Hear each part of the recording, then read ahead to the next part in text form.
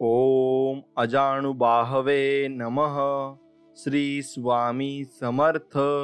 जय जय स्वामी समर्थ। मित्रांनो, स्वामींचे असे बोधदायक संदेश प्राप्त करण्यासाठी आत्ताच आपल्या चॅनलला सबस्क्राईब करा। धन्यवाद। हरतो मी ज्यावेळी संकटांना, तेव्हा सावरता तुम्ही मला समर्थ बनवून। जेव्हा चालतो अंधारून, तेव्हा दाखवता वाट मला सूर्य बनवून। जेव्हा वाहू लागतो दुःखांचा वारा, तेव्हा स्वामी तुम्हीच मला दाखवता निवारा। जेव्हा वाहतात अश्रूंचे पाट, तेव्हा तुम्हीच दाखवता मला जगण्याची वाट। जेव्हा पडतो खाली मी थकून हरून, तेव्हा तुम्हीच घेता मला मांडीवर उचलून आणि म्हणता, नको घाबरू या छोट्या छोट्या दुःखांना, नको हरू यांना लक्षात ठेव, किती मोठे संकट पडो तुझ्या गाठी, नको घाबरू मीच राहीन तुझ्या पाठी। असे स्वामी समर्थ आपल्याला सांगत आहेत आणि आपल्याला बोध देत आहेत। म्हणून स्वामींवरचा विश्वास कायम असाच असू द्या। आणि मित्रांनो, नक्कीच व्हिडिओला एक लाईक करा आणि कमेंटमध्ये लिहा श्री स्वामी समर्थ असं टाईप करा। नक्कीच स्वामींचरणी मी एवढीच प्रार्थना करील की तुमच्या इच्छा आकांक्षा सर्व पूर्ण हो आणि स्वामी तुमच्या संकटात तुमच्या सोबत उभं राहो, हे स्वामींचरणी प्रार्थना। मित्रांनो, दुसऱ्यांपेक्षा आपल्याला यश जर उशिरा मिळत असेल तरी निराश होऊ नका। हा विचार करा की घरापेक्षा राजवाडा तयार व्हायला जास्त वेळ लागत असतो। आकाशाकडे पहा, आम्ही एकटे नाहीये, संपूर्ण विश्व आपल्यासाठी अनुकूल आहे। आणि जे स्वप्न पाहतात आणि कष्ट करतात त्यांना प्रतिफल हे मिळतच असते आणि ते मिळणारच आहे। चमचा ज्या भांड्यात राहतो त्याच भांड्याला रिकामा करतो, म्हणून चमच्यांपासून नक्कीच तुम्ही सावध राहिले पाहिजे। यशस्वी होण्याचा एकच उत्तम पर्याय आहे, दुसऱ्यांचं भलं झालेलं पाहण्याची इच्छा आणि ताकद आपल्या मनात असली पाहिजे। मित्रांनो, दिसणं आणि असणं यातला फरक समजला की माणसाचं फसणं टळत असतं। यशामुळे आपली ओळख लोकांना होते आणि अपयशामुळे लोकांची ओळख ही आपल्याला होत असते। म्हणून दिसणं आणि असणं यातला फरक समजला की माणसाचं फसणं हे टळत असतं। पूल आणि भिंत दोन्ही बनवायला एक सारखाच साहित्य लागतं, पण पूल लोकांना जोडायचं काम करतो आणि भिंत वेगळं करायचं काम करत असते, हे लक्षात ठेवायला हवं। म्हणून जीवनात कठीण वेळ येणे महत्त्वाचे आहे, ते यशाचे फळ चाखण्यासाठी नक्कीच आवश्यक आहे। प्रत्येक वेळी इग्नोर करणाऱ्या लोकांना तुमच्या लाईफमधून काढून टाका, कारण आपली माणसे आपल्याला कधीच इग्नोर करत नसतात, हे लक्षात तुम्ही घेतले पाहिजे आणि तुमच्या लक्षातही ते आले पाहिजे। आवडतं ते करावं, लोकांना नव्हे आपल्याला, आणि ते तुम्ही मनापासून केलं पाहिजे। म्हणून एक गोष्ट लक्षात घ्या, चमत्कार घडतो त्यांच्या बाबतीत ज्यांचा स्वतःवर विश्वास असतो, जे स्वतःच्या स्वप्नांचा पाठलाग करत असतात आणि जे शेवटपर्यंत प्रयत्न सोडत नाहीत। तुमच्याही बाबतीत एक ना एक दिवस नक्कीच असं घडेल आणि तुमच्या बाबतीतही तुम्हाला सर्व काही प्राप्त होऊनच राहील। हजार वेळा ठेस लागल्यानंतरच एक चांगलं चरित्र निर्माण होत असतं, हे तुमच्या लक्षात आलं पाहिजे। जीवन हे यश आणि अपयश यांचे मिश्रण आहे। संकटाचे हेही दिवस जातील, संयम ठेवा, सर्व काही आपल्याला मिळणार आहे आणि सर्व काही प्राप्त होणारच आहे। कोणी अचानक सोडून जात नसतं, आधीच प्लॅनिंग झालेली असते आणि तो वरचं सर्व काही बघत असतो। वेळेने एक गोष्ट शिकवली, कोणत्याही नात्यात लिमिटमध्येच राहायचं असतं। जगाशी प्रामाणिक राहण्यापेक्षा आधी स्वतःशी प्रामाणिक राहिलेलं बरं असतं। जिंकण्याची मजा तेव्हाच येते जेव्हा सर्वजण तुमच्या हरण्याची वाट पाहत असतात। कोणी ढकलून देईपर्यंत कोणाच्याही दारात उभे राहू नका। मान सन्मान त्यांचाच करा जे तुम्हाला बरोबरीने सोबत घेऊन चालतील। काही माणसांना सांभाळत राहायचं असते आणि काही माणसांपासून सांभाळून राहायचं असते। जीवनावर प्रेम करणारी व्यक्ती ही नेहमीच विषप्रयोग टाळते, त्यामुळे नेहमीच वाईट कृत्य करणेही टाळा आणि त्यामुळे जीवन अधिक तुमचं सुखकारक होऊन जाईल। असं बोलणारी माणसं लवकर अपयशी होतात। आता नको, नंतर बघू, माझी चूक नाही, मी हे करू शकत नाही, माझ्याकडे अजिबात वेळ नाही, त्याचं आणि तिचं नशीब चांगलं आहे, म्हणून असं बोलणं तुम्ही टाळलं पाहिजे आणि फक्त प्रयत्न करत राहिले पाहिजे। एक दिवस यश हे तुम्हाला नक्कीच मिळणार आहे। आयुष्यातील प्रत्येक व्यक्ती ही फार मोलाची आहे, फक्त तिची किंमत ही वेळ आल्यावरच आपल्याला कळत असते। कठीण वेळ जास्त काळ टिकत नाही, पण कणखर माणसं शेवटपर्यंत टिकत असतात। नेतृत्व असं करा की सत्ता तुमची नसली तरी लोकांची राजा मात्र तुम्हालाच म्हटलं पाहिजे। म्हणून नाते कोणतेही असो, टिकवण्याचा प्रयत्न तेव्हाच करा जेव्हा समोरच्या व्यक्तीला पण त्या नात्याची गरज असेल. एकांत आवडायला लागला की समजून जायचं आपण स्वतःसाठी जगायला शिकलोय. आता एक वेळ मान नाही मिळाला तरी चालेल, पण स्वाभिमान गहाण नाही टाकायचा, कारण ती तुमची सिद्धता आहे हे समजून घ्यायला हवं. वेळ पडली तर आपण ज्या व्यक्तीसाठी धावत जातो ती व्यक्ती आपल्यासाठी किमान चालत तरी येते का हे समजणं गरजेचं आहे. एक ध्येय, एक स्वप्न, एक इच्छा तुमचं आयुष्य बदलू शकते हे लक्षात ठेवा. तुम्ही बोलण्यापेक्षा तुमच्या कामाला बोलू द्या. तुम्ही बोललात तर तुम्हाला लगेच प्रत्युत्तर मिळण्याची शक्यता असते. त्याला पुन्हा तुम्ही उत्तर देत बसता. अशा वेळी तुमच्यावर काम सोडून इतर गोष्टींचा ताण वाढत जातो आणि कामाकडे दुर्लक्ष होते. पण जर तुमचे काम बोलत असेल तर विरोधकांना प्रत्युत्तरासाठी मुद्दाच राहत नाही आणि शब्दाने शब्द वाढण्याची शक्यता शून्य होते आणि तुम्हाला ताणही होत नाही. स्वतःचं अस्तित्व प्रस्थापित करायला वरवर राहून चालत नाही. तळाशी जाऊन आव्हानांना भेटून शून्यातून विश्व निर्माण करावं लागत असतं. एकाग्रता तुम्ही अशा प्रकारे वाढवली पाहिजे. झोप पुरेशी घ्या, ध्यान करा, व्यायाम करा, आहार चांगला घ्या, व्यसने टाळा, छंद जोपासा. कामावर पूर्ण लक्ष तुम्ही केंद्रित केले पाहिजे आणि सर्व काही मग तुम्हाला मिळाल्याशिवाय राहणार नाही हेही ते निश्चित आहे. संशय आणि वाद एका चांगल्या नात्याला संपूर्ण टाकत असतात. म्हणून वेळेनुसार स्वतःमध्ये बदल करा, कारण आजचा न्यूजपेपर उद्या रद्दीत पडलेला असतो. मनात असलेली व्यक्ती नशिबात भेटली की सगळं जग भेटल्यासारखं आपल्याला वाटत असतं. जोडीदार मन जपणारा असला की नातं आपोआप जोपासलं जातं. कोणीही तुम्हाला पर्याय म्हणून निवडत असेल तर त्यातून वजा होऊन आपला स्वाभिमान जपत त्या नात्याला पूर्णपणे विराम हे दिलेला चांगला. हे कृष्णा, हिम्मत देत राहा. जबाबदाऱ्या वयापेक्षा जास्त मोठ्या आहेत. कोणी आपल्याला टाळत असेल तर आपलं काय चुकलंय ते शोधत बसू नका.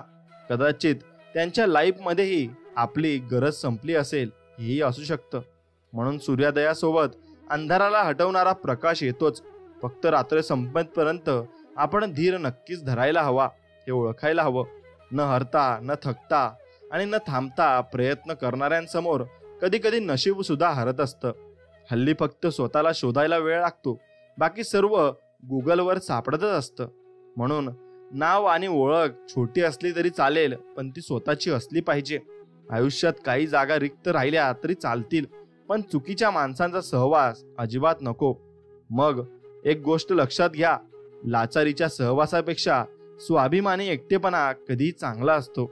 मनाचा आणि मंदिराचा मग गाभारा एक झाला की मग देहभान हरपल्याशिवाय राहत नाही. म्हणून हास्य हा एक उत्तम उपाय आहे. संकटांना सामोरे जाण्यासाठी, मनातील भीती दूर करण्यासाठी आणि झालेलं दुःख लपविण्यासाठी. म्हणून दुःख लपवायची सवय लागली की माणूस मजबूत बनत असतो, हेही लक्षात घेतलं पाहिजे. आयुष्याच्या प्रवासात चांगल्या माणसांची सोबत मिळाली की जीवनाची गाडी सुंदर रस्त्याने धावू लागते आणि प्रवास सुखाचा होऊन जातो. नशिबापेक्षा जास्त मिळवायचं असेल तर मग हिशोबापेक्षा जास्त कष्ट हे केलेच पाहिजेत. स्वाभिमानाने स्वीकारलेला एकटेपणा नक्कीच तुम्हाला वर घेऊन जात असतो. आयुष्याची सांज होते. जगण्यासाठी रिकाम्या जागा भरता भरता समाधानाचा कैर कधीच पूर्ण होत नाही. पर्यायाची जुळता जुळव करता करता हल्ली चांगल्या कामाला मांजरांपेक्षा माणसेच जास्त आडवी येत असतात. गरजेचं नाही प्रत्येक माणूस आपल्याला समजून घेईल, कारण तराजू फक्त वजन सांगू शकतो, क्वालिटी नाही. एवढं लक्षात घ्या. ज्याला संयमाचं ज्ञान असतं तो आयुष्यात गडबड करत नाही. कोणी कितीही मागे खेचू दे, एक पाऊल पुढे टाकता येईल एवढा प्रकाश कायमच आपल्या सोबत असतो. आणि आयुष्यात समजदारीची भाषा तेच वापरतात ज्यांनी कमी वयात जास्त वाईट दिवस पाहिलेले असतात. म्हणून जीवनात कधी संकटे आली तर त्याच्यावर पाय देऊन उभे राहा. त्यामुळे संकटाची उंची नक्कीच कमी होईल. वाईट आठवणी त्या गंजलेल्या कुलुपासारख्या आहेत. ज्याला चावीने उघडण्यात अर्थ नाही त्याला तोडावेच लागते. प्रभाव दमदार असण्यापेक्षा स्वभाव हा दिलदार नक्कीच असला पाहिजे. कोणी अडचणीत असताना मग करण्यासाठी लांबवलेला एक हात प्रार्थनेसाठी जोडलेल्या नक्कीच तुमच्या 2 हातांपेक्षा तो श्रेष्ठ असणार आहे हे नक्कीच आहे. आयुष्यात भावनांपेक्षा कर्तव्य मोठे असतात. काही क्षणचित्रांना कॅप्शनची आवश्यकता नसते, कारण काही चित्र अशी असतात जी आपण बघू शकत नाही आणि त्यामध्ये पूर्णपणे वाईट गोष्ट आपण बघत असतो. म्हणून त्या गोष्टीला तुम्ही काहीच बोलू शकत नाही. घराची जबाबदारी खांद्यावर आली की मिळेल ते काम करावं लागतं, नाहीतर स्वप्न तर सर्वांचेच मोठे असतात. आरामात राहायचं. दुनिया ही नाव ठेवण्यासाठीच आहे. आपलं कोणीतरी असण्यापेक्षा आपण कोणाचे तरी असण्यात नक्कीच मोठा आनंद आहे. मग अडाणी लोकांमुळेच आजपर्यंत आमची संस्कृती टिकून आहे. नाहीतर शिकलेली लोक रामराम म्हणायला पण लाजतात. समोरच्याच्या भावना जपत असताना आपल्या भावना मरू द्यायच्या नसतात, नाहीतर आपल्या अस्तित्वावर प्रश्नचिन्ह निर्माण होतं. गुरु विनो कोण दाखविल वाट, आयुष्याचा पथ हा दुर्गम, अवघड डोंगर घाट. म्हणून गुरुविना आपल्याला कोणीच मार्ग दाखवू शकत नाही. आणि लोक कधी कधी म्हणतात, जगलो वाचलं तर पुन्हा भेटू. पण एका खऱ्या मित्रानं किती सुंदर म्हटलंय की भेटत राहिलो तर आनंदानं जगू. शब्द प्रत्येकाकडे असतात. कुणाकडे मन जिंकून घेणारे, कुणाकडे मन दुखावणारे. फक्त लिहिता वाचता येणे म्हणजे शिक्षण नव्हे, तर बुद्धीला सत्याकडे, भावनेला माणुसकीकडे आणि शरीराला श्रमाकडे नेण्याचा मार्ग म्हणजे शिक्षण आहे. वेळ ही नेहमीच घाईत असते. थांबतात ते फक्त क्षण असतात. पांढऱ्या शुभ्र कपड्यातील बेईमानीपेक्षा कष्टाने मळलेल्या कपड्यातील इमानदारीचा रंग जास्त रुबाबात असतो. कट आणि कारस्थान करणारी माणसे आपल्याच जवळची असतात. हे कालही सत्य होतं आणि आजही तितकंच सत्य आहे. सत्य स्वीकारणारा माणूस अपेक्षा कधीच ठेवत नाही, हे लक्षात ठेवा. मग सगळ्यांसोबत चांगलं वागायला लागला तर तुमच्या दुःखांचा हिशोब तुम्हालाही लागणार नाही. म्हणून भक्त म्हणे पांडुरंगाला, तुझ्या माझ्या नात्यात चल भरू एक नवा रंग. तू वारी पंढरीची, मी होईल तुक्याचा अभंग. कमी वयात पडलेली जबाबदारी तुम्हाला भरपूर काही गोष्टी शिकून जात असते. म्हणून एक गोष्ट लक्षात घ्या, सत्य बोलणं जेव्हा वादग्रस्त ठरू लागतं तेव्हा समजावं की खोट्या नाण्यांनी बाजार आपल्या ताब्यात घेतलाय. शब्दांची रेंज चांगली असेल तर मग माणसाचं नेटवर्क कधीच तुटणार नाही. खरं व स्पष्ट बोलणारी माणसं नेहमी एकटी पडतात, कारण लोकांना मनात पाप आणि तोंडावर गोड बोलणारी माणसं नेहमी पटत असतात. मनातल्या गोष्टी हक्काने व्यक्त होण्याचं ठिकाण म्हणजे मैत्री आहे. आणि ती मैत्री आपण स्वामी समर्थांसोबत नक्कीच केली पाहिजे, कारण त्यांना आपण सर्व काही सांगू इच्छितो. माणूस हा पुस्तकाच्या ज्ञानापेक्षा अनुभवाने शहाणा होत असतो. पुस्तकाच्या पलटणाऱ्या पानापेक्षा आयुष्याची पलटणारी पानं ही खूप शिकवून जात असतात. म्हणून टाळ वाजे मृदुंग वाजे, वाजे हरीची विना, माऊली निघाले पंढरपुरा, मुखाने विठ्ठल विठ्ठल म्हणा. असं आपण विठ्ठल विठ्ठल म्हटलं पाहिजे. आणि तुम्ही स्वामींना जपा, या विठ्ठलाला जपा, पण तुमची भक्ती ही एकाच देवाकडे जाणार आहे, हे मात्र लक्षात ठेवा. आयुष्यात तर चाललंय ते आपण कोणालाही सांगू शकतो, पण खरं काय चाललंय हे सांगायला जवळचा माणूस लागतो. आणि ते जवळचे माणूस म्हणजे आपले स्वामी समर्थ महाराज आहेत. दुनिया बदलते, माणसं बदलतात, बदलतात सारे चेहरे. आयुष्याच्या या खेळामध्ये आपण उरलोत फक्त मोहरे. तुम्ही कितीही सत्यनारायण करा, पण तुमचा व्यवहार सत्याचा नसेल ना, तर मदतीला नारायण कधीच येणार नाही, हे लक्षात ठेवा. जर नशीब काही चांगले देणार असेल तर त्याची सुरुवात कठीण गोष्टीने नक्कीच होत असते. आणि नशीब जर काही अप्रतिम देणार असेल ना, तर त्याची सुरुवात अशक्य गोष्टीने होत असते. परक्या माणसांमुळे आपल्या माणसाला दुखावलं तर मग आपलं माणूस परक व्हायला वेळ नाही लागत. मान सन्मान कमवावा लागतो, तो विकत घेता येत नसतो. सगळ्याच गोष्टी सांगता येत नाही, थोडं समजूनच नक्कीच घ्यावं लागतं. आयुष्य सोपं करायचं असेल ना, तर कधी कधी कठोर निर्णय हे आपल्याला घ्यावेच लागतात. कोणाची साथ सुटते, कोणाशी नातेही तुटते, पण ह्याच गोष्टी तुम्हाला कणखरही बनवतात, हे तुम्ही लक्षात घेतलं पाहिजे. स्वतः एवढा बदल करायचा की लोक तरसले पाहिजेत पहिल्यासारखं पाहायला. अहंकार कधीच सत्य स्वीकारू देत नाही. शेवट सुंदर कसा करायचा ते मावळत्या सूर्याकडून शिकावं माणसाने. कर्म नावाचा देव समजला की नशीब नावाच्या भूताची भीती वाटत नाही.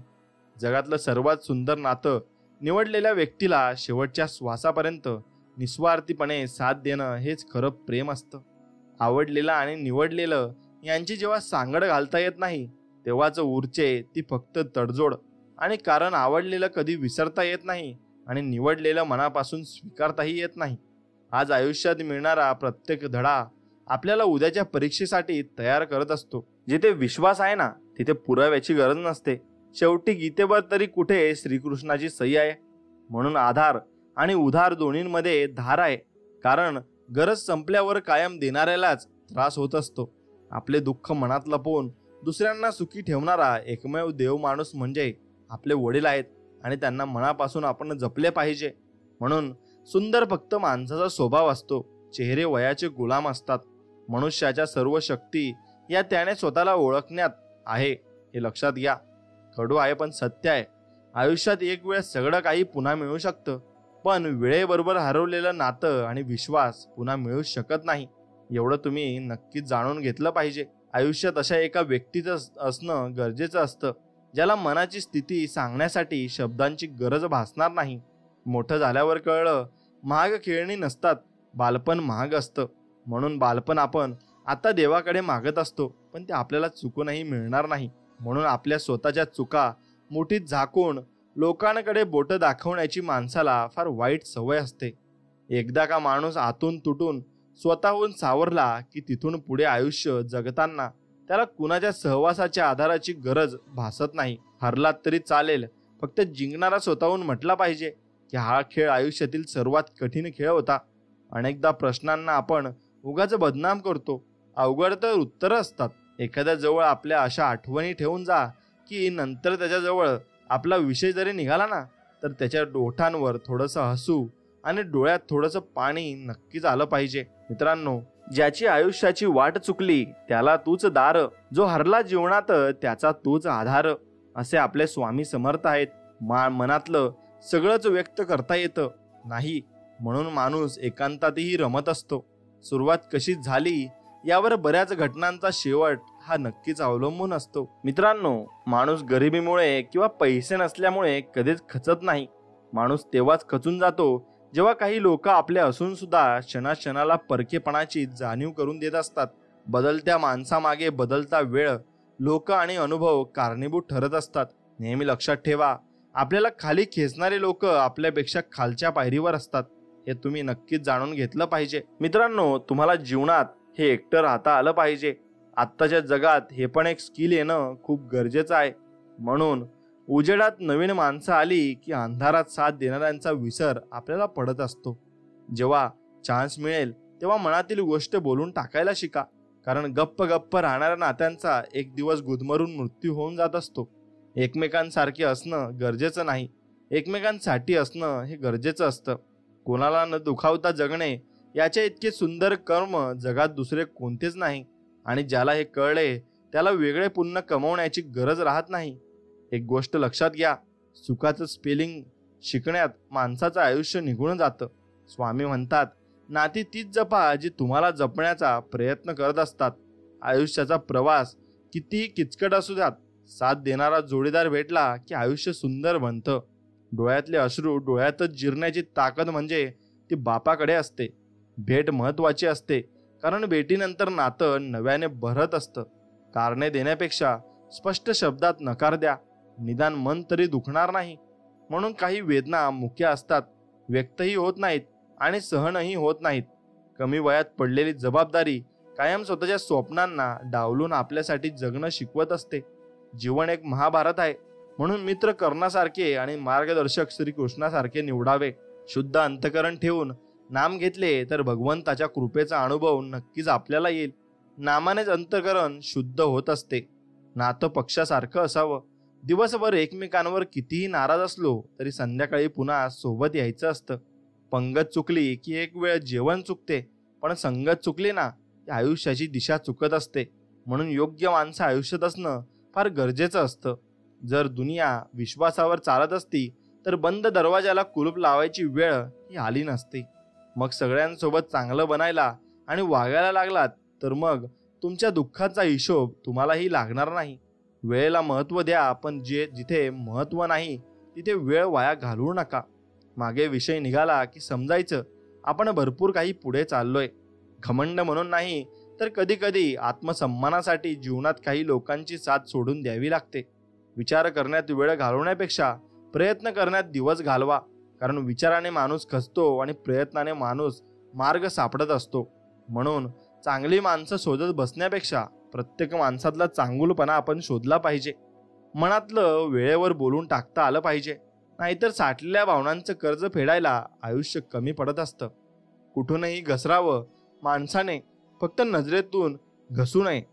कारण मोडलेल्या हाडांवर उपचार होऊ शकतो, मनावर नाही. मित्रांनो, सोबत कितीही लोक असू द्या, शेवटी संघर्ष स्वतःलाच करावा लागतो. म्हणून अडचणीत आधार शोधू नका, स्वतःलाच भक्कम बनवा आणि आपण पुढे मार्गस्थ व्हा. आवडीला अंत नसावा आणि आवड ही कशातही असू शकते. वेळ निघून गेल्यावर आनंदी राहण्यासाठी आपल्याकडे एकच पर्याय शिल्लक असतो, जे आहे त्यात समाधानी राहणे. तुझा रे आधार मला, तूच रे पाठी राखा, तूच रे माझ्या पांडुरंगा, चुका माझ्या देवा.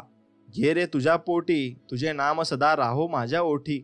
आणि असे आपण स्वामींना आणि पांडुरंगांना जपले पाहिजे आणि त्यांचे नामस्मरण नक्कीच केले पाहिजे. संपत्तीचा अहंकार हा नेहमी प्रगतीला संपवत असतो. अर्धवट राहिलेल्या गोष्टीचं नंतर आयुष्यभर विचारांच्या तीक्ष्ण विषारी बाणांनी मनाला जखमी करत असतात. प्रेम तुझे आई, आई जगात सर्वात भारी, म्हणून स्वामी तिन्ही जगाचा, आई विना भिकारी.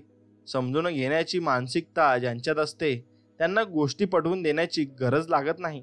शिक्षणात मागे राहिलात तरी चालेल, पण माणुसकी शिकता आली पाहिजे. देता आलं तर एखाद्याला सुख देऊन पाहावं, दुःख तर सगळेच देतात. किती वेळा लपवणारं भावना जळत जाती, एका खोटेपणाने सहज तुटती नाती. नवीन सुरुवात अवघड असू शकते, अशक्य नक्कीच नाही. देव दिसायला दृष्टी नाही, दृष्टिकोन लागतो. घरासमोरील गाड्या आणि रुबाबाला श्रीमंती समजू नका. घरातील म्हातारी माणसं असताना दिसली की समजून जा हे घर श्रीमंतांचं आहे. नेहमी मिळत असलेल्या अपयशामुळे निराश होऊ नका, कारण कधी कधी गुच्छातील शेवटची चाबी सुद्धा कुलूप उघडू शकते. म्हणून फक्त स्वामींवर विश्वास ठेवा आणि त्यांच्यावर विश्वास टिकून ठेवा. जगात 3 गोष्टी कधीच लपवल्या जात नाहीत, सूर्य, चंद्र आणि सत्य. म्हणून अंधार आला तर स्वतःची सावली सुद्धा साथ सोडते. म्हणून आयुष्याच्या वाटेवर एकटं चालण्याची हिंमत ही ठेवावीच लागते. एकदा अपेक्षा करणं सोडलं की सुख आपोआप आपल्या मागे धावत येत असतं. एखाद्या निर्णयावर ठाम राहण्यासाठी सामर्थ्य पण तेवढंच मजबूत असावं लागतं. आपल्या आयुष्यात आपल्या स्वतःच्या आयुष्याचा विचार करायला लावणारी माणसं फार मोजकीच असतात. निवड चुकली की आवडीला किंमत राहत नाही, हे लक्षात घ्या. भविष्याची चिंता माणसाचं वर्तमान खराब करते. सोबत योग्य असली की चुकलेल्या रस्त्यावरही नवीन वाट सापडत असते. मनासारखी माणसं शोधण्यापेक्षा मन समजून घेणारी माणसं शोधा. आयुष्य मनासारखे होऊन जाईल. माणसाचं मन निर्मळ असलं की त्याला पुण्य कमवण्याची आणि चारित्र्य गमावण्याची भीती अजिबात उरत नाही. सगळ्यात सुखी जीवन आपण लहान असताना जगता येतं. मोठं झाल्यावर दुःख आणि जबाबदाऱ्या घेऊन आपल्याला जगावं लागत असतं. माणूस स्वतःमध्ये रमायला लागला की एकांताशी मैत्री तो वाढवत असतो. म्हणून मैत्री वेड्यांसोबत करावी, कारण संकट आल्यावर शहाणे माघार घेत असतात. स्वतःची जबाबदारी टाळण्यासाठी जबाबदार माणसाचा उपयोग केला जातो. एखाद्याच्या भल्यासाठी चंदनासारखी जिजा. फक्त एवढी काळजी घ्या की समोरच्या व्यक्तीने तुम्हाला लाकूड समजू नये. जीवनाच्या प्रवासात सर्व काही शिकलो. आधार कुणी नाही देत, परंतु धक्का घ्यायला प्रत्येक जण तयार असतो. म्हणून पुढे जबाबदाऱ्या असतील तर स्वप्न मागे सोडावे लागतात. आवडत्या कामाला मेहनतीची जोड मिळाली की उन्नती आपोआपच होत असते. मित्र गरज म्हणून नाही तर सवय म्हणून जोडा, कारण गरज संपते पण सवय कधीच सुटत नाही. आयुष्यात आनंदी राहण्याचा एक उपाय आहे. दुसऱ्याचं भलं झालेलं पाहण्याची ताकद तुमच्या डोळ्यांमध्ये ठेवा. मग जिथे तुमच्या मौनाची साधी दखल घेतली जात नाही, तिथे तुमच्या दुःखाचा पसारा मांडण्यात काहीच अर्थ नसतो. प्रत्येक हसरा चेहरा खुश असेलच असं नाही. काही जण वेळेसोबत स्वतःचे दुःख लपवायला शिकलेले नक्कीच असतात. स्वामी सांगतात, योग्य वेळ येऊ दे. जगात कुठलीही गोष्ट विनाकारण घडत नसते आणि जिथे तुझी सहनशक्ती संपेल तिथे आम्ही असू, हे लक्षात ठेव. जितका कमी विचार कराल तितके आनंदी तुम्ही नक्कीच राहाल. पैसा नसल्यामुळे साधे राहण्यात आणि पैसे असून साधे राहण्यात खूप फरक आहे, हे जाणून घ्या. कोणाचीही त्यांच्या सध्याच्या परिस्थितीवरून खिल्ली उडू नका, कारण काळ इतका सामर्थ्यशाली आहे ना की तो एका सामान्य कोळशालाही हळूहळू हिरा बनवून टाकत असतो.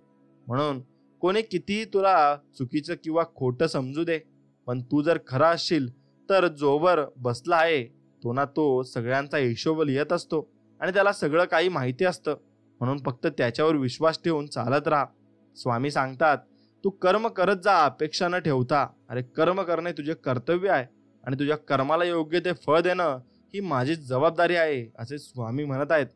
श्रीकृष्ण म्हणतात, वाट बघा, कोणी जर तुमचं आहे तर ते दुसरं कोणाचं कधीच होणार नाही, हे लक्षात ठेवा. देवाचे स्मरण थोडं का होईना रोज केल्याने देवाचं लक्ष आपल्याकडे नेहमी राहत असतं. जर तुम्हाला आयुष्यामध्ये खूप संघर्ष करावा लागत असेल ना, तर स्वतःला नशीबवान समजा. कारण देव संघर्ष करण्याची शक्ती त्यांनाच देतो ज्यांच्यात क्षमता असते ती सहन करण्याची, आणि ती सहन करण्याची क्षमता तुमच्यात आहे हे समजून चला. यशस्वी आणि अयशस्वी दोघांचाही सल्ला घ्या.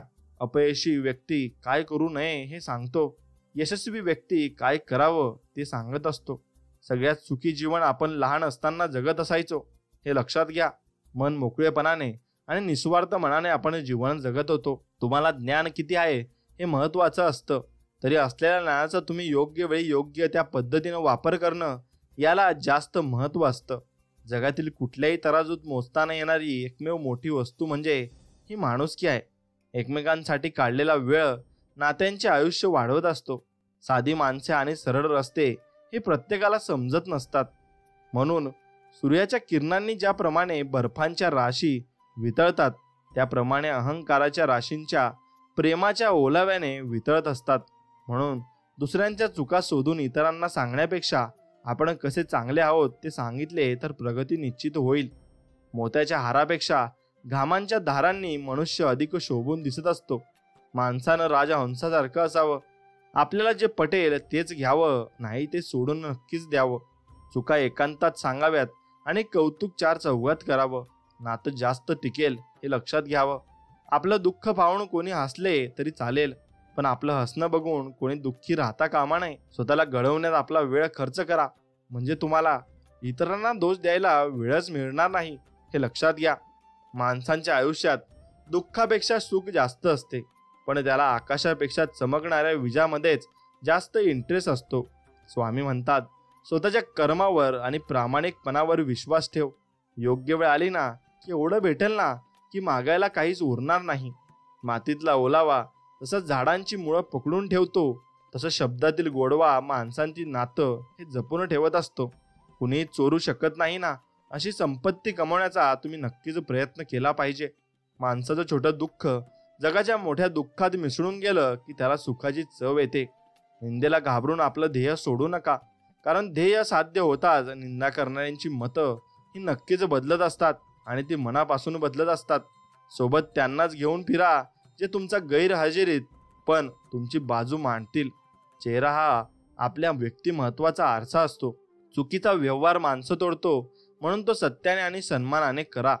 24 तास बोलताही आलं पाहिजे आणि बोलण्यासाठी 24 तास वाटही बघता आली पाहिजे. तेव्हाच नातं टिकतं आणि बहरतं सुद्धा. म्हणून अडचणीत असताना अडचणीपासून दूर पळणे म्हणजे अजून मोठ्या अडचणीत जाण्यासारखे आहे. संयम हा खूप कडवट असतो, पण त्याचं फळ मात्र फार गोड असते. चुका आणि अपयश आणि नकार हा प्रगतीचा भाग असतो. चुका आणि अपयश आणि नकार तुम्ही नक्कीच कोणाचाही ऐकून घेतला नाही पाहिजे, आणि चुका नक्कीच केल्या नाही पाहिजे, आणि अपयशी तुम्ही होणार नाही. फक्त स्वामींवरचा विश्वास तुमचा टिकून ठेवा. व्यवहारामध्ये सुंदरता ठेवा. फिल्टरने चेहरा चमकतात, हृदय नाही, हे लक्षात राहू द्या. जगातील सर्वात सुंदर जोडी तुम्हाला माहिती आहे का? अश्रू आणि हास्य. कारण हे तुम्हाला फारसे एकत्र दिसत नाही, पण जेव्हा ते दिसतात तेव्हा तो आयुष्यातला अत्यंत सुंदर क्षण असतो. म्हणून शिक्षक हे शाळेच्या बगीचाचे माळे असतात. ते बदलून गेले तरी आठवणींचे फुलं, आणि मुलं त्यांना जीवन प्रवासात कधीच विसरत नसतात. आयुष्यात उत्पन्न जास्त नसेल तर खर्चावर, आणि माहिती जास्त नसेल तर शब्दावर नियंत्रण आपण नक्कीच ठेवलं पाहिजे. क्षमतेपेक्षा जास्त धावलं की दम लागतो, आणि क्षमतेपेक्षा जास्त धावायला पण दमच लागतो. जर आयुष्य पूर्ण शून्य झाले तरी घाबरू नका, कारण त्या शून्यासमोर कितीही आकडे लिहिण्याची ताकद तुमच्यात आहे हे नक्कीच तुम्ही जाणून घ्या. पण जर मन शून्यात गेले तर मात्र जीवन संपायला वेळ लागत नाही.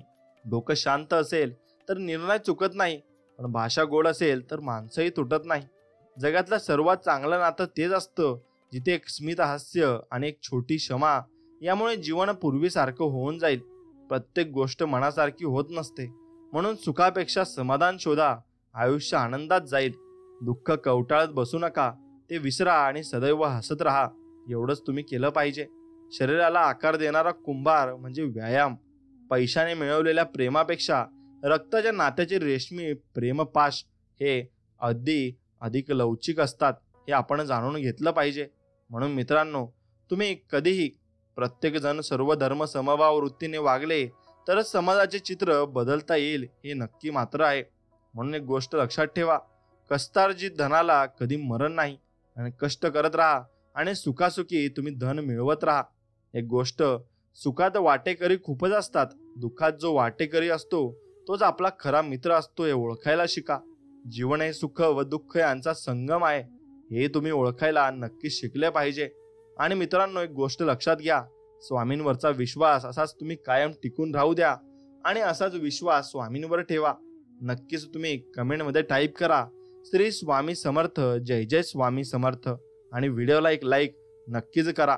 मित्रांनो, स्वामींची सेवा करता करता तुमचं सामाजिक वातावरण हे सुद्धा तसंच असलं पाहिजे आणि तुम्ही बाहेर फिरले पाहिजे. त्यासाठी तुमची गुणवत्ता तुम्ही वाढवली पाहिजे.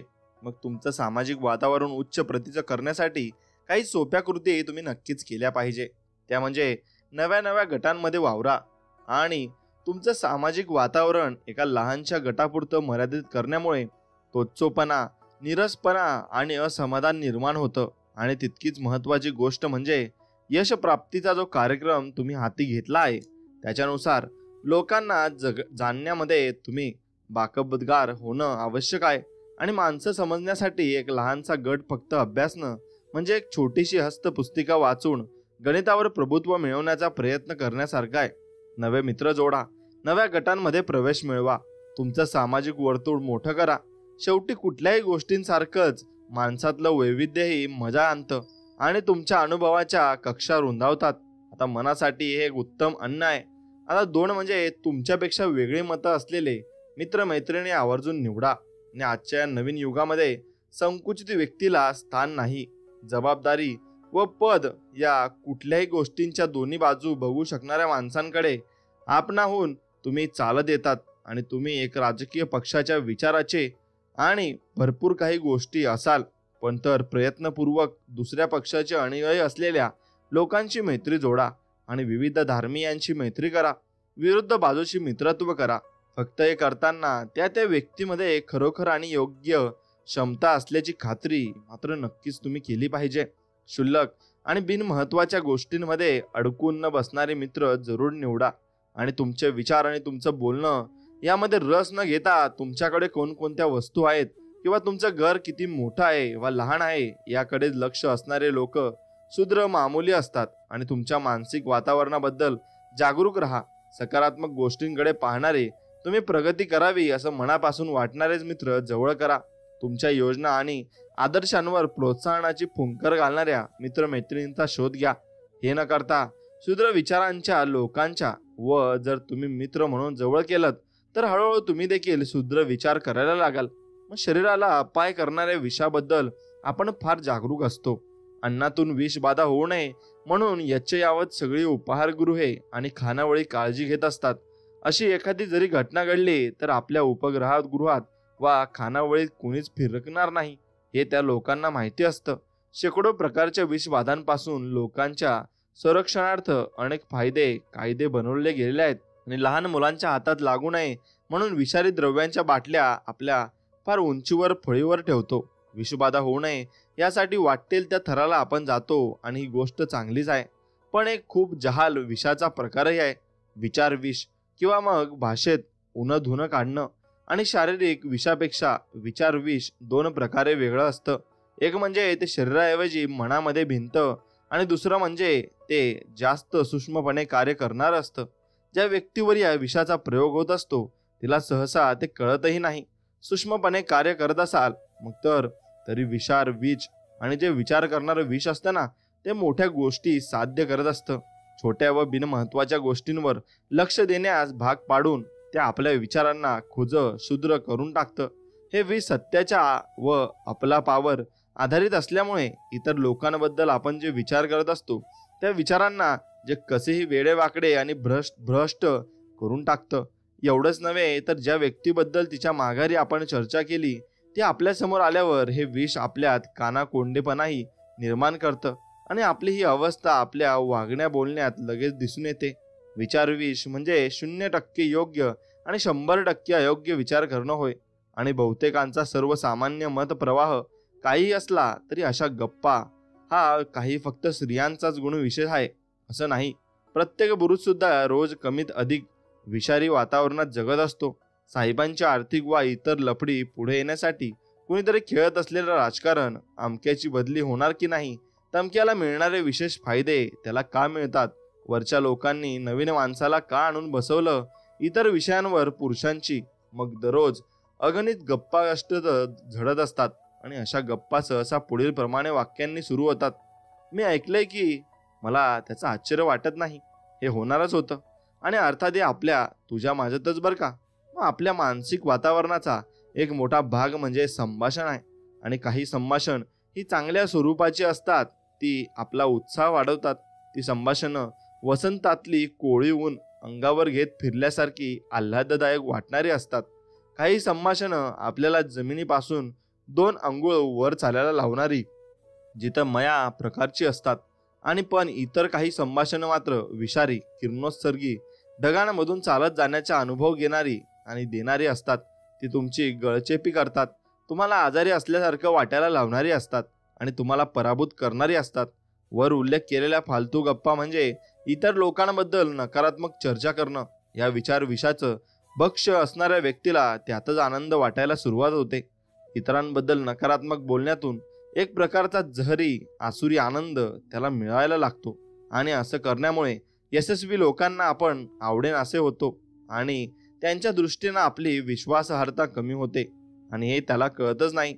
विषाच्या आहारी गेलेला एक जण एकदा मी व माझे काही मित्र करत असलेल्या चर्चेमध्ये सामील झाला आणि अमेरिकेचे एक भूतपूर्व अध्यक्ष बेंजामिन फ्रँकलिन यांच्याबद्दल बोलत होतो. आणि आमच्या संभाषणाचा विषय कळताच हा माणूस फ्रँकलिन यांच्या खाजगी आयुष्यातले चटकदार किस्से नकारात्मक पद्धतीनं सांगायला लागला.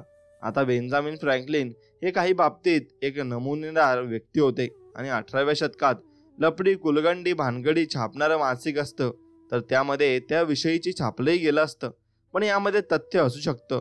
पण इथं मुद्दा असा आहे की आमच्या सध्या संभाषणात त्यांच्या व्यक्तिगत आयुष्याचा संदर्भच नव्हता. आणि मग त्या माणसाचं बोलणं ऐकल्यानंतर आपण जवळून परिचय असणाऱ्या व्यक्तीबद्दल आम्ही चर्चा करत नव्हतो याचा मला आनंद झाला. मग इतर लोकांबद्दल बोलायचंच नाही का? होय, बोला, पण सकारात्मक बाजूनं. एक गोष्ट स्पष्ट करूया, सगळ्याच चर्चा म्हणजे गप्पा नव्हेत. मोठाल्या बाता मारणं, दिखाव बोलणं आणि वादविवाद काही वेळा आवश्यक असतात.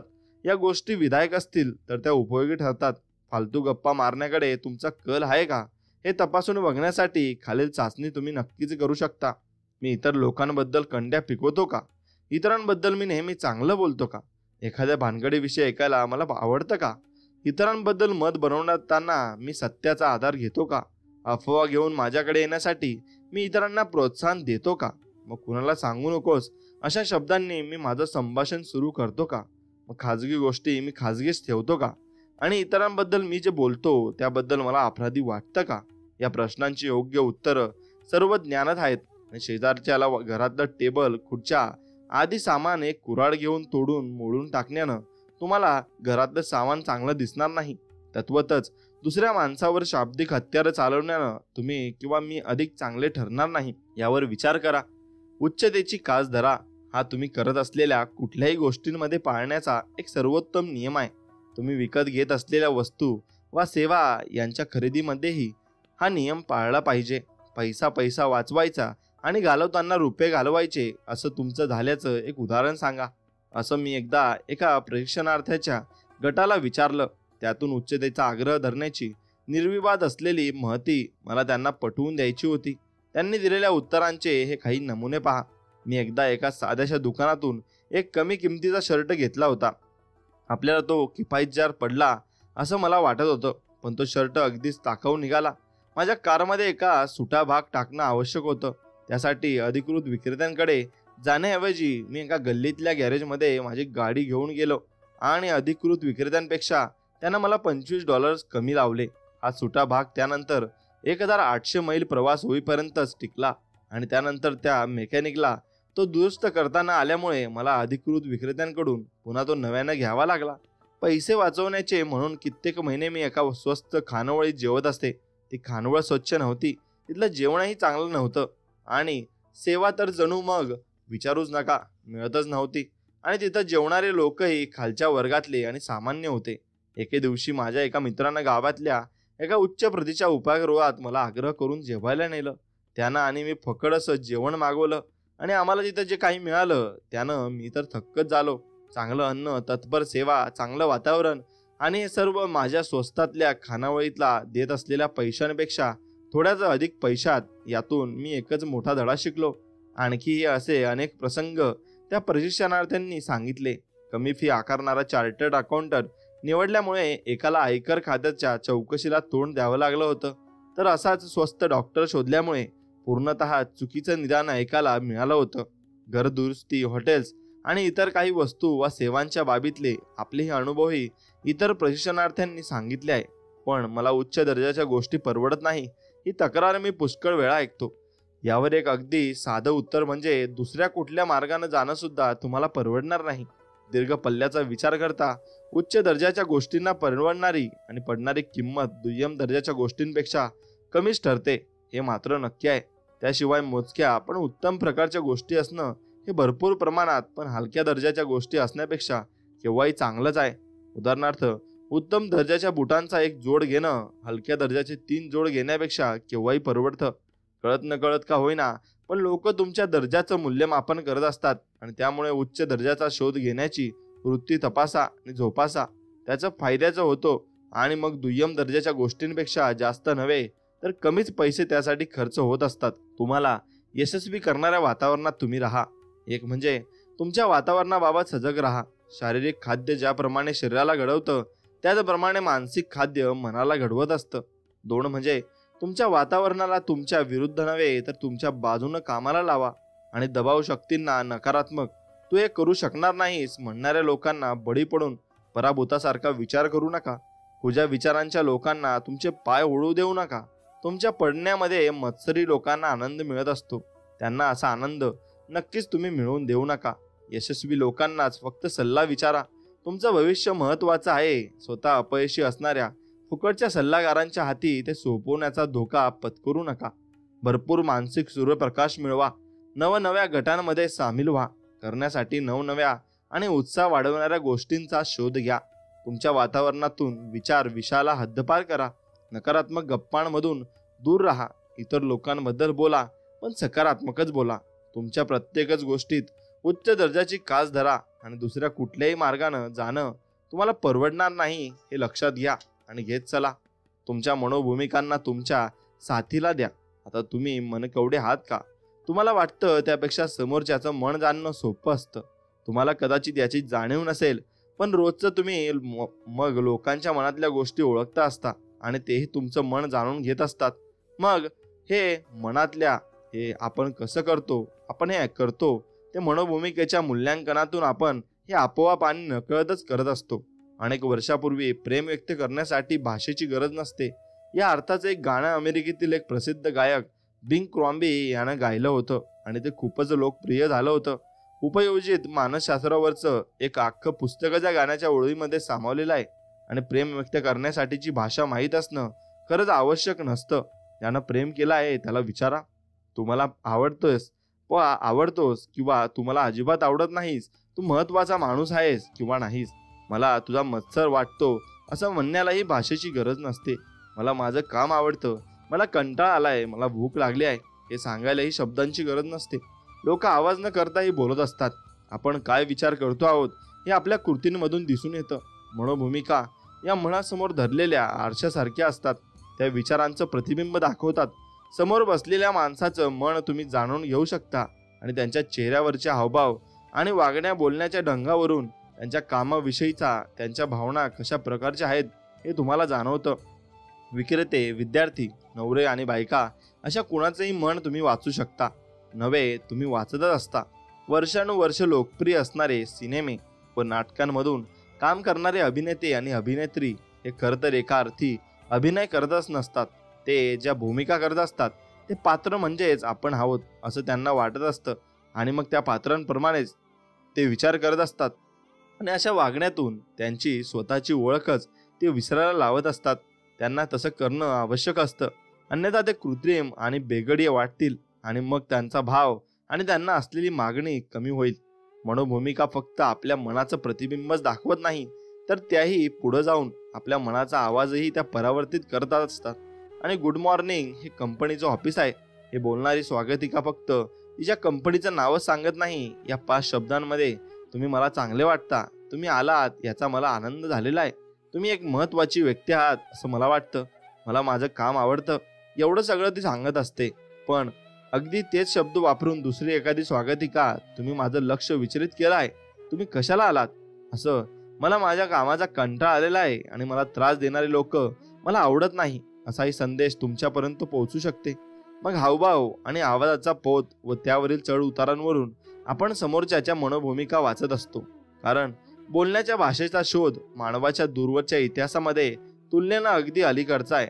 आणि प्रचंड वैश्विक घड्याळांच्या हिशोबाने पाहिलं तर अगदी आज सगळीच बोली भाषेचा शोध लागलेला आहे. आणि आदिम युगांपासून माणूस कणं आणि कुतणं, ओरडणं आणि गुरगुरणं एवढंच करत आलेला आहे. म्हणून त्यापेक्षा जास्त काही करण्याची त्याला गरजच पडली नाही.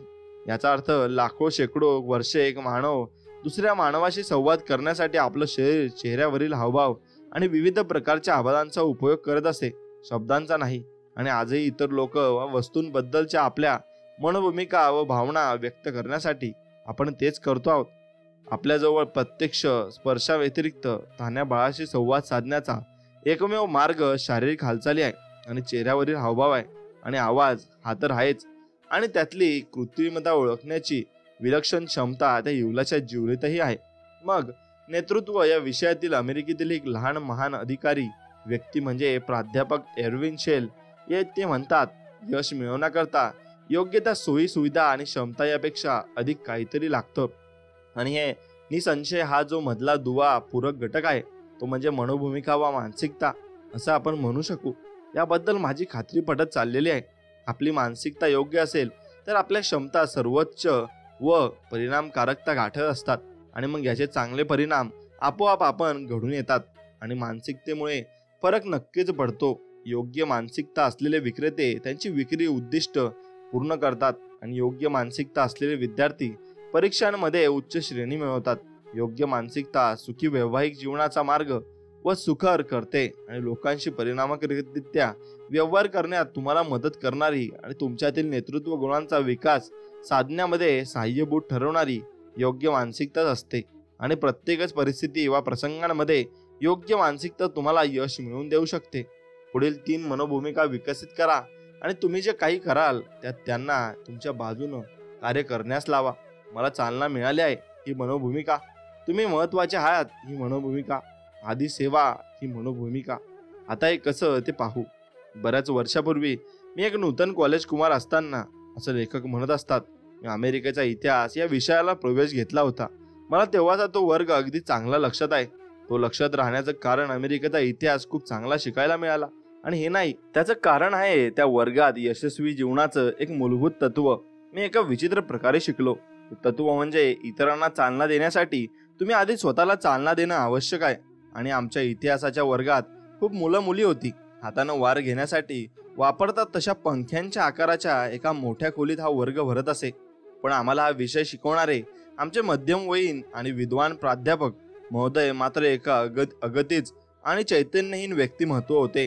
आणि इतिहासाला एक जिवंत आणि भारावून टाकणारा विषय बनवण्याऐवजी एकामागून एक अशा निखळ सत्य घटना व सणावळी ते सांगत. त्यात अजिबात जीव ते होतच नसत. इतका रसाळ विषय इतका निरस ते कसा काय बनवू शकत हे फक्त परमेश्वरालाच ठाऊक. प्राध्यापक महाशयांच्या या निरसपणाचा आम्हा विद्यार्थ्यांवर काय परिणाम होत असेल याची कल्पना करा. त्या तासाला विद्यार्थ्याची आपापसातली बडबड आणि झोपा काढणं एवढ्या थराला गेलं की प्राध्यापकांनी विद्यार्थ्यांवर लक्ष ठेवण्यासाठी 2 सहाय्यकांना कामावं लागलं. आणि हे दोघं बाकांच्या रांगांमधून सतत फिरत असत आणि बडबड करणाऱ्या विद्यार्थ्यांना शांत आणि झोपलेल्यांना जागा करत असत. मधूनच कधीतरी आपलं बोलणं थांबवून प्राध्यापक आमच्याकडे पाहायचे आणि आपली तर्जनी नाचवत म्हणायचे, याद राखा, मी जे काही सांगतोय त्याकडे पूर्ण लक्ष तुमचं असायला हवं आणि तुमची आपापसातली बडबड थांबायला हवी. बस. या अर्थात याचा विद्यार्थ्यावर फारसा परिणाम होत नसे. आमच्या वर्गात दुसऱ्या महायुद्धात भाग घेतलेले आणि विविध ठिकाणी झालेल्या लढायात तसेच बॉम्बर विमानं चालवून त्यांच्या स्वतःचे एक इतिहास निर्माण केलेले अनेक माजी सैनिक होते. एक उच्च आणि सुंदर अनुभव होऊ शकणाऱ्या गोष्टीची अशी घृणास्पद थट्टा चाललेली पाहून माझ्या मनात एकच प्रश्न घोळत होता. प्राध्यापकांच्या बोलण्याकडे सगळे विद्यार्थी दुर्लक्ष का करत असावे बरं? आणि त्याचं उत्तर मला सापडलं. विद्यार्थ्यांना प्राध्यापकाचं बोलणं ऐकण्यात रस वाटत नव्हता, कारण प्राध्यापकांना स्वतःलाच त्या विषयात रस वाटत नव्हता आणि त्यांच्या बोलण्यातून तसं स्पष्ट दिसत नव्हतं. इतरांना चालना देण्यासाठी, त्यांना उत्साह वाटण्यासाठी तुम्ही स्वतः आधी उत्साही असायला हवं. त्यानंतरच्या कित्येक वर्षात अनेक प्रसंगी मी या तत्वाची चाचणी घेऊन बघितलेली आहे आणि प्रत्येक वेळी हे तत्व कसोटीला उतरलं आहे. स्वतः निरुत्साही असलेला मनुष्य दुसऱ्यात उत्साह निर्माण करू शकत नाही, पण उत्साही माणसाला इतर उत्साही माणसांची साथ मिळेल आणि लगेच मिळते आणि उत्साही विक्रेत्याला ग्राहकांच्या निरुत्साहाला तोंड देण्याची पाळीच येत नाही. शिक्षक उत्साही असतील, विद्यार्थी देखील उत्साही असतील. उत्साही वक्त्याला पेंगुळलेल्या श्रोतांचा प्रश्न सतावणार नाही. उत्साह असला तर गोष्टी 1100% चांगल्या होतात. 2 वर्षापूर्वी माझ्या परिचयाच्या एका कंपनीमधील कर्मचाऱ्यांनी रेड क्रॉस संघटनेला $94.35 देणगी दिली आणि या वर्षी साधारण तेवढ्याच कर्मचाऱ्यांनी मिळून $1100 एवढी देणगी रेड क्रॉसला दिली. 1100% वाढ. ज्या कर्मचाऱ्यानं आधीची मदत करणाऱ्यांमधून आणि कर्मचाऱ्यांकडून गोळा केलेली त्यात अजिबात रस नव्हता. मला वाटतं ती संस्था बरी असावी. माझ्या या संस्थेचा थेट कधीही संबंध आलेला नाही आणि संघटना खूप मोठी आहे आणि श्रीमंत लोकांकडून त्यांना खूप मदत मिळत असते. त्यामुळे तुम्ही देणगी द्या व न द्या, त्यांना फरक फारसा पडणार नाही म्हणा. तुम्हाला पैसे देणं शक्य असेल तर मला भेटा, असलं काहीतरी ते कर्मचाऱ्यांशी बोलायचा आणि रेड क्रॉसला भरघोस देणगी देऊन तिचे सभासद होण्यासाठी लोकांचा उत्साह वाढवा. यासाठी त्यानं काहीही केलं नाही. पण यावर्षी हे काम अंगावर घेणारा मात्र अगदी वेगळा माणूस होता. कुठल्याही आपत्तीच्या काळात रेड क्रॉस मदतीला कधी धावून येते आणि याची प्रत्यक्ष घडलेली उदाहरणं तो लोकांना सांगायचा आणि या संस्थेला प्रत्येकानं आर्थिक मदत करणं आवश्यक आहे आणि याविषयी तो बोलायचा. आपल्या शेजाऱ्यावर काही आपत्ती कोसळली तर आपण किती मदत करू या भावनेनं आणि हिशोबानं तो रेड क्रॉसला मदत करण्यासाठी विनंती तो करायचा आणि रेड क्रॉसचं कार्य पहा असं तो लोकांना सांगायचा. त्यानं कधी याचना केली नाही की तुम्ही प्रत्येकानं अमुक इतके डॉलर्स दिलेच पाहिजेत, अशी सक्तीही केली नाही. फक्त रेड क्रॉसचं महत्त्व पटवून देण्याचं काम त्यानं उत्साहानं केलं आणि यश आपोआप मिळत गेलं. तुमच्या माहितीतील एखादी सामाजिक संस्था वा मंडळ दुस्थितीत असेल तर मग त्यासंबंधी क्षणभर विचार करा. त्यामध्ये पुन्हा जान आणण्यासाठी फक्त कुणीतरी उत्साहानं पुढे येण्याचीच तेवढी गरज आहे असं तुमच्या लक्षात येईल आणि उत्साहाच्या प्रमाणातच परिणाम मिळत असतात. उत्साह जेवढा अधिक व कमी ते परिणाम तेवढेच अधिक व कमी चांगले. उत्साह म्हणजे वाह, चांगली गोष्ट आहे की, बस. उत्साहाची शक्ती विकसित करण्याची एक पद्धत पहा. अधिक खोलवर शिरा. एक छोटीशी चाचणी घ्या. तुम्हाला फारसा रस नसलेल्या 2 गोष्टी आठवा. पत्ते खेळणं, विशिष्ट प्रकारचं संगीत व एखादा विशिष्ट खेळ, काही असो. आता स्वतःला एक प्रश्न करा, मला या गोष्टींबद्दल नक्की किती माहिती आहे? शक्यता अशी आहे की तुमचं उत्तर बहुतांशी नकारार्थी किंवा फारशी नाही असंच असेल. पण मला स्वतःला कित्येक वर्ष नवचित्रकलेमध्ये अजिबातच रस नव्हता हे मी प्रामाणिकपणे कबूल करतो. काहीतरी रेघोट्या उघडलेल्या आहेत व चित्रविचित्र आकार काढून ठेवले आहेत असं मला त्या शैलीचं चित्र पाहून वाटायचं. पण एकदा नवचित्रकलेत गती आणि तिच्याबद्दल मनस्वी प्रेम असलेल्या माझ्या एका मित्रानं मला ती समजावून सांगितली आणि खरंच सांगतो त्या विषयात खोलपर्यंत गेल्यावर मला ती चित्र कळायला लागली आणि कळायला लागल्यानंतर मला ते आवडलेही आणि ती लागली.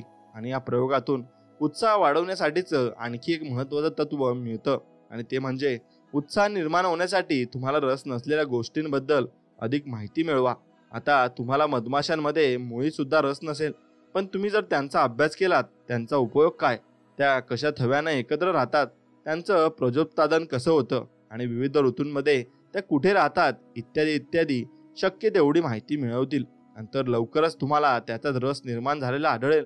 या खोलवर शिरा तंत्राचा उपयोग करून आपला उत्साह कसा वाढवतात आणि हे प्रशिक्षणार्थींना दाखवण्यासाठी मी कधी कधी हरितगृहाचं उदाहरण देतो. आपण सहज म्हणून विचारतो होत असा मुद्दामच आव आणून मी त्या गटाला एक प्रश्न टाकतो, हरितगृह बनवून विकण्यामध्ये तुमच्यापैकी कुणाला रस आहे का? मग मला या प्रश्नाचं उत्तर एकदाही होकारार्थी मिळालेलं नाही. मग मी त्यांना हरितगृहाबद्दल काही माहिती सांगतो. आपलं राहणीमान जसजसं उंचावत जातं तसा लोकांना अनावश्यक गोष्टींमध्ये रस निर्माण होत जातो, हे मी त्यांना सांगतो. आणि गृहिणींना घरच्या घरी विविध फुलं फळं उगवायला कसं आवडेल माहितीही मी त्यांना पुरवतो. मग हरितगृह वाटतं त्यापेक्षा स्वस्त असल्यामुळे इतर महागड्या वस्तू घेणाऱ्या कुटुंबांना मी घेणंही कसं परवडू शकतं याकडे मी त्याचं लक्ष वेधतो. आणि मी त्यांना म्हणतो, दर 50 मधल्या एका कुटुंबाला जरी तुम्ही $600 किमतीचं हरितगृह विकू शकलात तर संबंध अमेरिकेचा विचार केल्यास तुम्ही एका $60 कोटी हरितगृह बनवण्याचा उद्योग उभारू शकता. आणि त्या अनुषंगानं रोपं आणि बियाणं पुरवण्याची म्हटलं तर मग आणखी $25 कोटी उद्योगी होईल. मग खरं तर हे उदाहरण वापरण्यामध्ये एक अडचण आहे. 10 मिनिटापूर्वी हरितगृहांमध्ये काडीचाही रस नसलेली ही मंडळी वरील आकडेवारी वाचल्यानंतर तो विषय सोडून पुढे जाण्यास तयार नसते आणि एवढा प्रचंड उत्साह त्यांच्यात निर्माण होतो. मग इतर लोकांबद्दल स्वतःमध्ये उत्साह निर्माण करण्यासाठी हे खोलवर शिरण्याचं तंत्र जरूर वापरा. समोरच्या व्यक्तीबद्दल शक्य तेवढी माहिती गोळा करा आणि ते काय करतो, त्याचं कुटुंब कसं आहे, त्याची एकंदर पार्श्वभूमी काय आहे आणि मग त्याचे विचार, कल्पना आणि महत्वाकांक्षा काय आहेत इत्यादी सर्व गोष्टींबद्दल जाणून घ्या. मग त्या व्यक्तीमध्ये तुम्हाला रस निर्माण होईल आणि तुमचा उत्साह वाढेल. अधिक खोलवर शिरा आणि तुम्हाला त्या व्यक्तीच्या व तुमच्यामधील समान आवडी कळतील.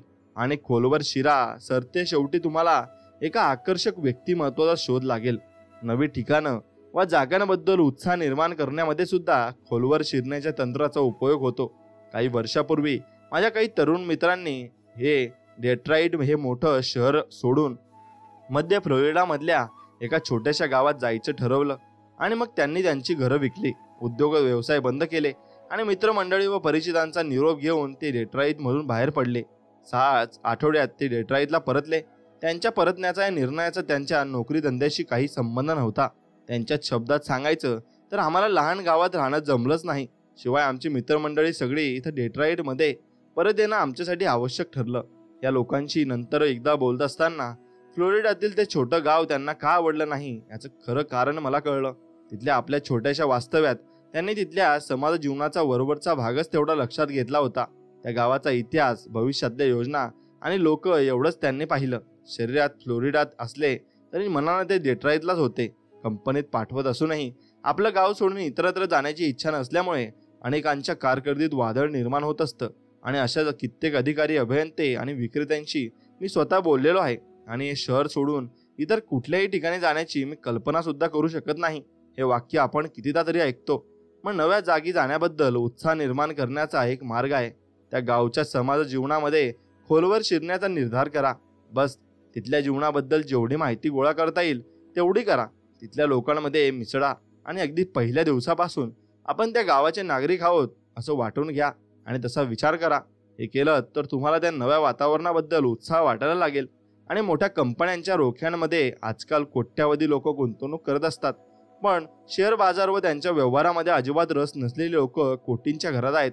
याचं कारण म्हणजे हा बाजार नेमका काय असतो, तिथले व्यवसाय कसे चालतात आणि उद्योगांची तिथे चाललेली दैनंदिन धुमाधाम आणि धमाल कशी असते याविषयी लोकांना काहीच माहिती नसतं. लोक असो, नवीन स्थळ असो किंवा वस्तू असो, मग कशाही बद्दल आपल्याला उत्साह वाटायला हवा आणि असेल तर मग त्यामध्ये खोलवर शिरा आणि खोलवर शिरल्यामुळे उत्साह नक्कीच निर्माण होतो. आणि मग पुढच्या वेळी तुम्हाला जेवढी एखादी गोष्ट करायची नसते पण ती करणं आवश्यक असतं तेव्हा या तत्वाचा उपयोग करा. आणि जेव्हा तुम्हाला एखादी गोष्ट बेचव वाटायला लागेल तेव्हा या तत्वाचा प्रयोग करा. खोलपर्यंत जसजसं शिरत जाल तसतसा उत्साह तुमच्या हाताला लागत जाईल. हेही खरं आहे. म्हणून तुम्ही एक गोष्ट अगदी खोलवर अभ्यास केला पाहिजे आणि त्याचा खोलवर अभ्यास केल्यावरच तुम्हाला कळेल की मग त्याची प्रचिती आणि त्यांचे चमत्कार किती मोठे आहेत. म्हणून तुम्ही जेवढं जास्त स्वामींची सेवा कराल आणि जेवढी जास्त खोलवर स्वामींची सेवा करत जाल मग तेव्हा तुम्हाला स्वामींचे चमत्कार दिसू लागतील आणि स्वामींच्या लीला कळू लागतील. म्हणून तुम्ही जर स्वामींची सेवा करत असाल तर तुम्ही दररोज जर नामस्मरण करत असाल तर तुम्हाला थोडा बदल जाणवत जाईल. आणि स्वामींचा हा बदलच सांगून जातो की तुम्हाला भरपूर काही स्वामी आता देणार आहेत. आणि आपल्याला बाहेर गेलो की कुठे फिरायला गेलो किंवा चालायला गेलो की आपल्याला सर्वत्र स्वामी समर्थांची मूर्ती किंवा नाव किंवा मग छोटेसे स्टिकर किंवा फोटो आपल्याला दिसत असतात. कारण त्याचं हेच असतं की तू जिथे जाशील तिथे मी राहीन असं वचन स्वामींनी आपल्याला दिलं आहे. म्हणून त्या वचन पाळण्यासाठी स्वामी आपल्या सोबत असतात आणि स्वामी आपल्या कायम पाठीशी असतात. हे तुम्ही नक्कीच तुम्ही नक्कीच त्याचा चमत्कार बघाल आणि तुमच्यासोबतही घडेल हे तुम्ही जाणून घ्या. म्हणून मित्रांनो, स्वामी समर्थांची सेवा कधीच सोडू नका, कारण त्यांचे उपकार आपल्यावर खूप आहेत आणि ते आपल्याला भरपूर मोठ्या संकटातून बाहेर काढतात. आणि त्यांचे नामस्मरण तुम्ही आत्ता कराल तर तुम्हाला संकटात त्यांची धाव घेण्याची गरज नसेल, कारण संकटात स्वामी आपल्या पाठीशी उभे राहतील आणि आपल्याला मार्गदर्शन करतील आणि सर्व काही सांगतील, हे लक्षात घ्या. म्हणून स्वामींची सेवा कधीच सोडू नका. मित्रांनो, व्हिडिओ आवडला असेल तर नक्कीच व्हिडिओला एक लाईक करा, चॅनलला सबस्क्राईब करा, बेल नोटिफिकेशन ऑन करा आणि मग नक्कीच कमेंटमध्ये लिहा श्री स्वामी समर्थ, जय जय स्वामी समर्थ. आणि तुमच्या मित्रांना हा व्हिडिओ नक्कीच शेअर करा. धन्यवाद. जय श्रीराम, जय हनुमान.